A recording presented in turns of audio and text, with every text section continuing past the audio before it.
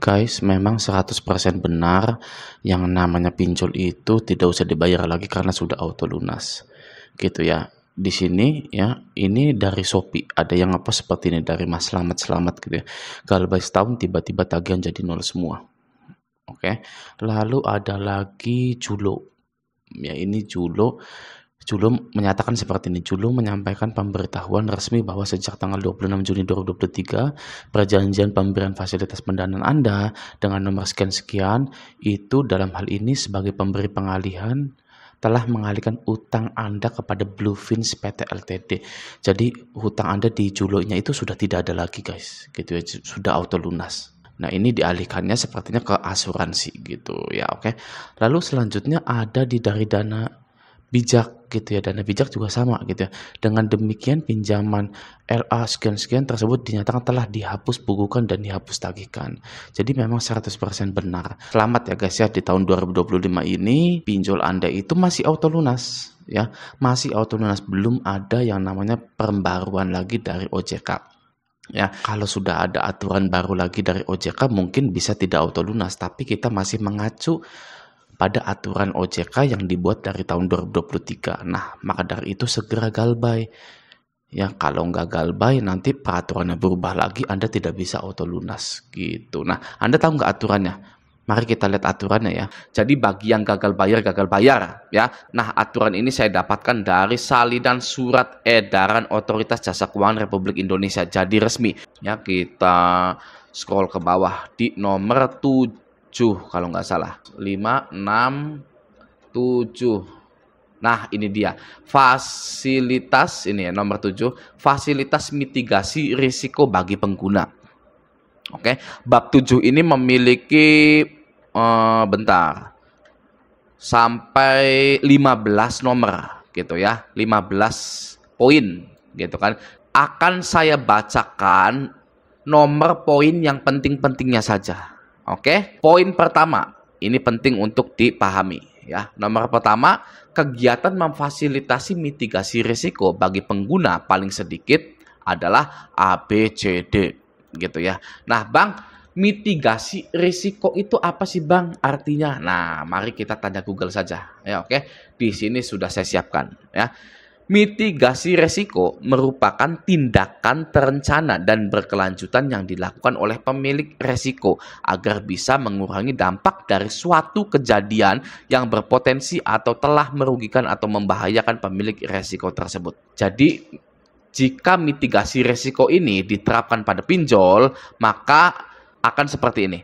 Mitigasi risiko merupakan tindakan terencana dan berkelanjutan yang dilakukan oleh pinjol agar bisa mengurangi dampak dari suatu kejadian atau banyaknya gagal bayar yang berpotensi atau yang telah merugikan atau membahayakan pemilik risiko tersebut atau pinjol tersebut. Jadi pinjol akan melakukan tindakan terencana agar pinjol tersebut tidak rugi dan tidak membahayakan perusahaan pinjol tersebut ya. Jelas ya. Oke, kita balik ke sini. Nah, kita sudah mengerti definisi dari mitigasi risiko. Mari kita baca poin A sampai E ini.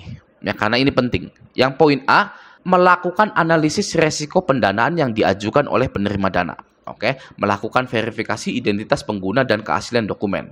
Selanjutnya, melakukan penagihan atas pendanaan yang disalurkan secara optimal. Yang D, memfasilitasi pengalihan risiko pendanaan dan memfasilitasi pengalihan risiko atas objek jaminan jika ada objek jaminannya. Oke. Nah, setelah kita membaca A, B, C, D, E ini, kita wajib mengerti di poin E-nya saja. Ya. Nah, isi dari poin E adalah memfasilitasi pengalihan risiko atas objek jaminan jika ada objek jaminannya. Oke, lanjut. Kita scroll ke bawah lagi. Langsung kita ke nomor 6. Nah, ini dia ya peraturan OJK yang akan mengauto lunaskan pinjol-pinjol Anda. Kita tepuk tangan dulu ya. Waduh, oke, langsung kita baca saja ya. Saya zoom dulu, oke. Nah, nomor 6. Pengalihan resiko pendanaan sebagaimana dimaksud pada angka 1 huruf D dapat dilakukan melalui mekanisme asuransi atau penjaminan. Nah, jadi jika ada nasabah yang gagal bayar, maka resiko tersebut akan dialihkan melalui mekanisme asuransi atau penjaminan. Gitu ya. Nah, gitu ya. Jadi fix Bagi yang gagal bayar, pinjol-pinjol ini akan mengalihkan resiko gagal bayar tersebut melalui mekanisme asuransi gitu ya. Selamat ya. Atau penjaminan. Nah, gimana tuh Bang penjaminan tuh? Saya beli barang di paylater, beli TV, beli HP, beli kulkas, pakai paylater tuh Bang. Ya. Apakah nanti pengalihan resikonya itu bukan asuransi, tapi ditarik sebagai jaminan? Nah, pada poin 1 tadi, yang E ini ya, memfasilitasi pengalihan resiko atas objek jaminan jika ada objek jaminan. Sedangkan hutang paylater Anda, HP tersebut, itu bukanlah jaminan hutang Anda. Ya, jadi mau Anda gagal bayar paylater, barangnya itu tidak bisa disita.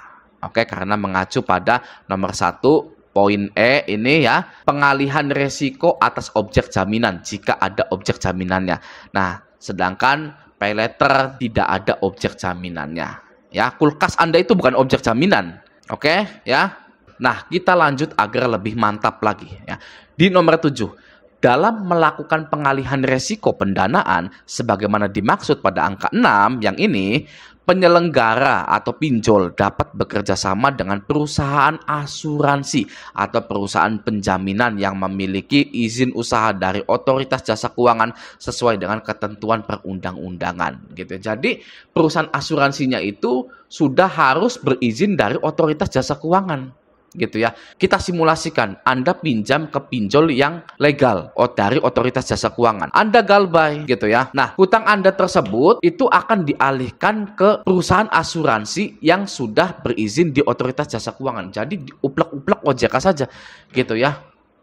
Anda pinjam ke pinjol OJK, Anda galbay, masuk slik OJK gitu kan. Lalu dilunasi oleh asuransi yang terdaftar di OJK gitu kan. Jadi data Anda tidak akan kemana-mana gitu ya, tidak akan dijual ke dark web misalkan kemana gitu kan ya, kok data-data judul gitu kan, itu nggak mungkin. Karena data Anda akan muter uplek-uplek di perusahaan yang dibawahi oleh otoritas jasa keuangan saja gitu. Oke, kita lompat ke nomor 11 ya. Pengguna asuransi atau penjaminan sebagaimana dimaksud pada angka 6 merupakan kesepakatan antara pemberi dana dengan perusahaan asuransi atau perusahaan penjaminan gitu. Jadi ya harus bekerja sama antara pinjol dan perusahaan asuransinya gitu ya. Ini sudah diwajibkan gitu kan di nomor 11 ini. Lalu nomor 13, dalam hal pembayaran klaim, perusahaan asuransi atau perusahaan penjaminan langsung membayarkan klaim kepada pemberi dana atau penerima manfaat gitu ya. Jadi sudah fix ini ya, hutang Anda itu auto lunas karena ada klaim asuransi gagal bayar di sini. Ya. Kalau dulu memang masih abu-abu yang namanya auto lunas pakai asuransi itu gitu ya. Tapi sekarang sudah dinyatakan fix bahwa pinjaman yang gagal bayar itu akan dialihkan resikonya menggunakan asuransi.